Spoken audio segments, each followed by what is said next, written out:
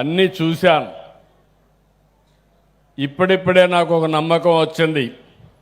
కేంద్రంలో చంద్రశేఖర్ గారు మంత్రి, బాగా చదువుకున్నాడు, అమెరికాకి వెళ్ళాడు, వ్యాపారాల్లో రాణించాడు. ఈరోజు పార్లమెంట్లో చూస్తే అందరి పార్లమెంట్లో కష్టపడి సంపాదించుకొని నెంబర్ 1 రిచెస్ట్ పార్లమెంటరీ మెంబర్ ఎవరన్నా ఉండాలంటే చంద్రశేఖర్ గారు. దీనికి నేను గర్వపడుతున్నా. నేను రమ్మన్నాను, అడిగాడు, సార్ రావాలన్నా నేను సుఖంగా ఉన్నా, ఆనందంగా ఉన్నానని.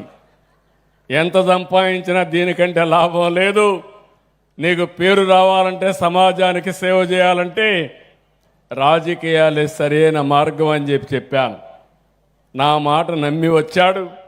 గుంటూరు పార్లమెంటు మెంబర్గా సునాయాసంగా గెలిచాడు. ఆ తర్వాత కేంద్రంలో ఒకటేసారి మంత్రి కూడా అయ్యాడు.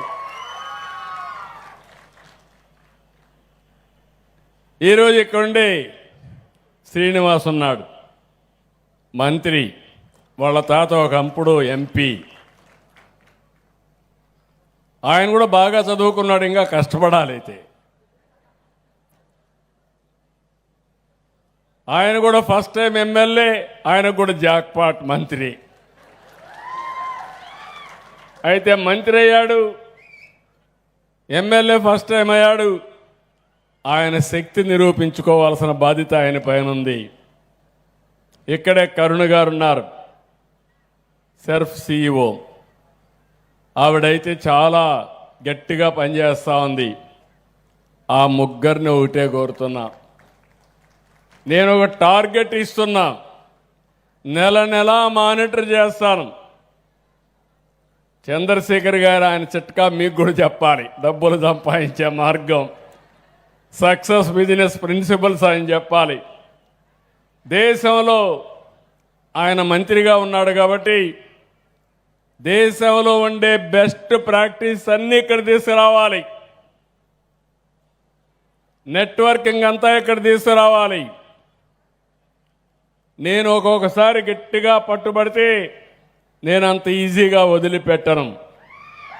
నేను ఒకటే మీకు చెప్తున్నాను, 1,13,00,000 మంది సైన్యం ఉండే ఏకైక వ్యవస్థ, 26,000 కోట్ల రూపాయలు కార్పస్ ఉండే ఏకైక వ్యవస్థ, అవసరమైతే 1,00,000 కోట్ల రూపాయలు అప్పు కావాలంటే క్యూ గట్టి మనకిచ్చే ఏకైక వ్యవస్థ ఈ డాక్రా మెప్మా సంఘాలు. డబ్బులు వస్తుంది కానీ ఆ డబ్బులు ఇంట్లో కూర్చొని గమ్మనుంటే ఆ డబ్బులే మనల్ని మింగేస్తుంది. అక్కడి నుంచి అప్పుల పాలైపోతాం. అయితే మనం చేయాల్సింది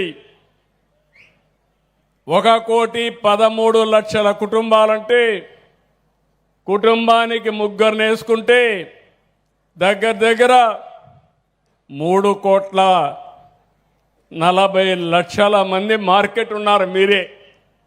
మీరు తయారు చేసిన వస్తువులు మీరు తిన్నా, మీరు వాడిన 3,40,00,000 మార్కెట్.